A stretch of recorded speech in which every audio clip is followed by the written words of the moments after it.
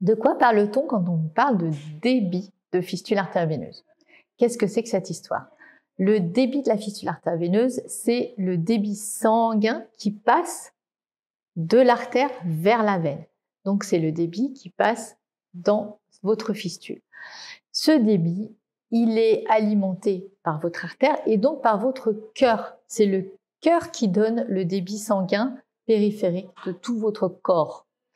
Le cœur a des limites. On peut lui demander un petit peu de travail supplémentaire, mais il ne faut pas exagérer. Si on demande trop de travail supplémentaire, le cœur va se fatiguer, il va s'user un peu prématurément.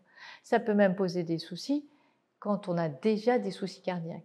Donc il est très important qu'on fasse en sorte que le débit dans la fistule soit suffisant pour pouvoir réaliser l'hémodialyse, mais pas trop important pour ne pas vous fatiguer et vous épuiser. Alors, quel est le débit nécessaire pour réaliser la dialyse? Le débit nécessaire, c'est, on va dire, un minimum de 500 ml minute. Ce débit nécessaire va être variable en fonction de la personne.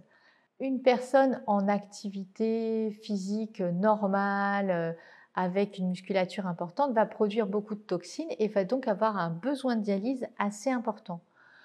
Plus la production de toxines, entre guillemets, va être importante, plus le besoin de dialyse va être important et plus le débit dans la fistule devra être important. Chez les personnes qui ont une activité physique plus réduite et qui vont produire moins de toxines, le besoin de dialyse est moins important, donc le débit nécessaire va être plus faible. Ce qui veut dire qu'on ne va pas du tout avoir les mêmes exigences en fonction du gabarit, du mode de vie, du type de dialyse envisagé. Certaines personnes vont être dialysées tranquillement, lentement, d'autres vont faire des dialyses rapides et plus courtes et quotidiennes. Voilà, selon le programme de dialyse et selon les nécessités de dialyse, on va avoir des exigences qui vont être différentes. Que se passe-t-il si le débit est insuffisant? Eh bien, la dialyse ne va pas bien fonctionner. On va avoir une épuration de dialyse qui va être insuffisante. Donc, il faut qu'on arrive à augmenter le débit de façon à ce qu'il soit suffisamment important pour pouvoir réaliser la dialyse efficacement. Qu'est-ce qui va se passer si le débit est trop important?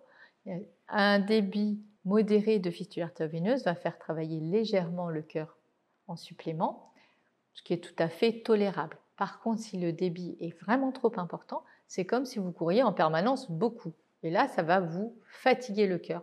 Et vous fatiguer, vous aurez plus de mal à bouger et plus d'essoufflement et ça va limiter vos activités. Donc ça, c'est très important qu'on fasse en sorte que le débit sanguin dans la fistule soit juste ce qu'il faut, mais pas trop. Parce que trop, ça vous fatigue et ça use votre cœur dans le temps. Un débit un peu excessif, vous allez le supporter très bien si votre cœur va bien, mais il risque de l'user à long terme. Donc on va essayer de faire en sorte de le calmer un petit peu, de réduire le débit de façon à ce que votre fistule soit plus tolérable.